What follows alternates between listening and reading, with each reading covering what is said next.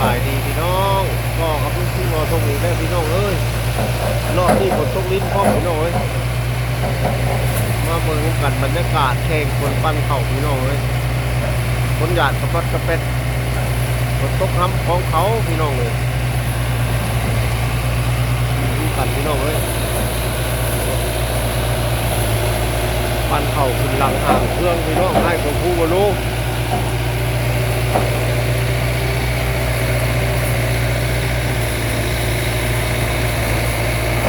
ดูกันเด้อพี่น้องเอ้ย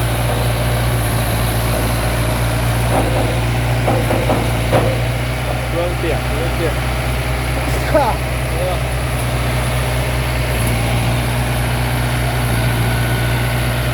่องเปียก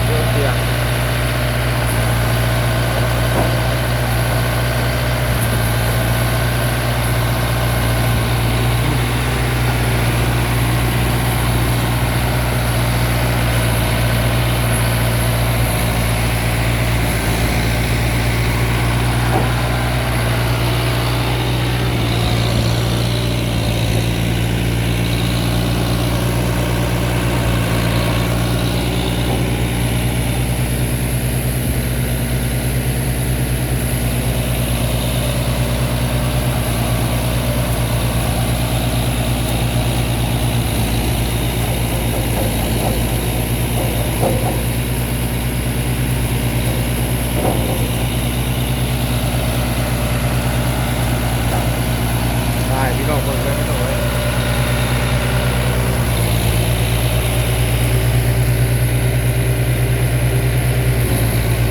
บรรยากาศตรงไห้ตรงหน้าสวนมัน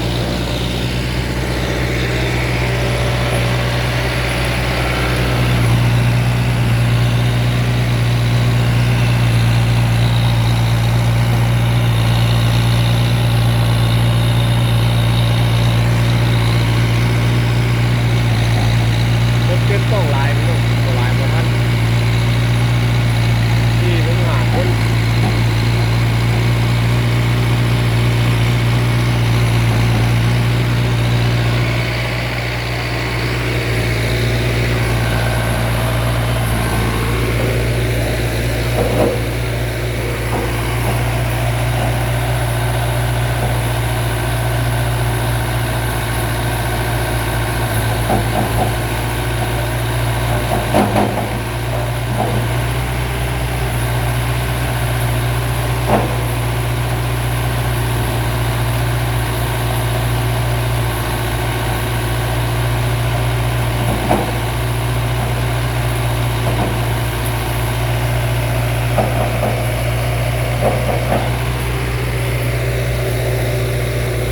เว้ย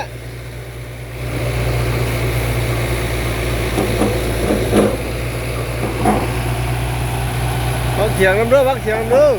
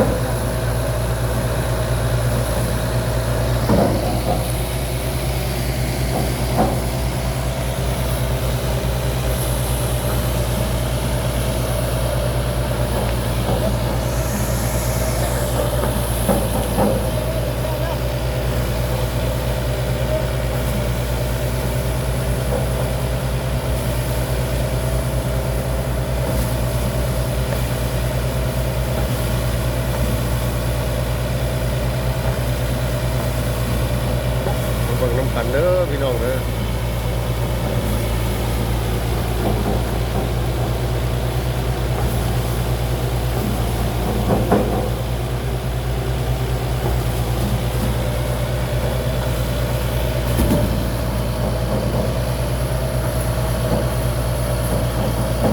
นี้เป็นมื้อหนึ่งที่ว่ามีฝนปล่อยๆลงพี่น้องบรรยากาศตรงให้ตรงหน้า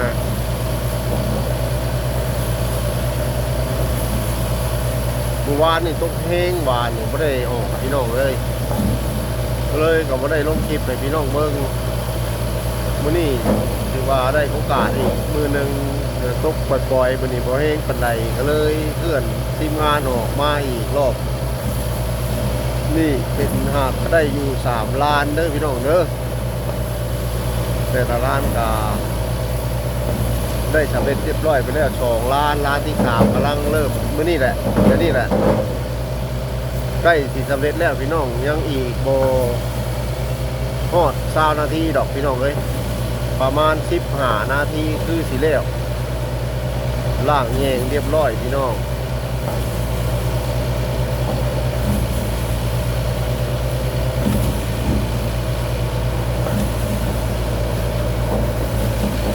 ของเพื่องมันท่วมหลังเตียงพี่น้องเอ้ย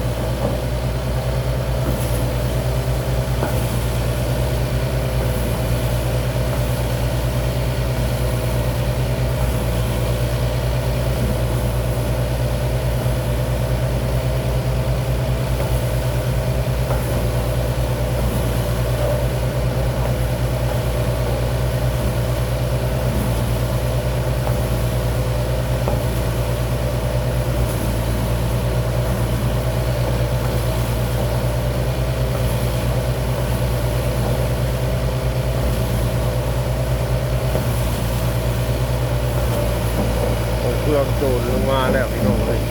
ที่มาท่วมหลังครอบครัวอีกแล้วพี่น้อง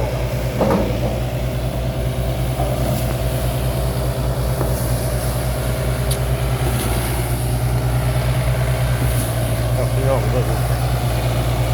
โอ้ยนี่คือเพื่องท่วมหลังเตียงเล่าพี่น้องเลยเล่าขึ้นไปเจิญของเพื่องลง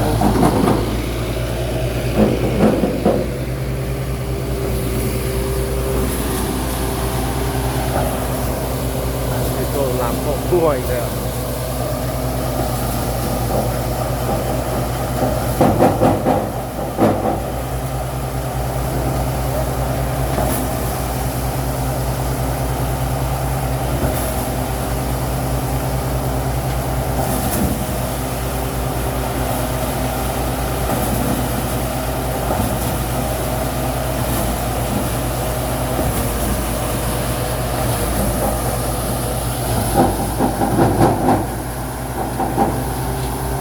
อันนี้เครื่องมันเปียกเลยพี่น้อง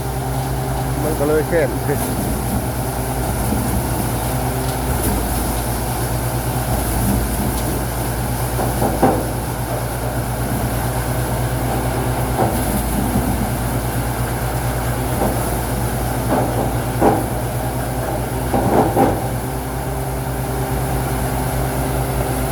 งมันเปียกมันก็เลยดังตึ้มๆพี่น้องมันอยากออกเลยเบิดมันสุ่ม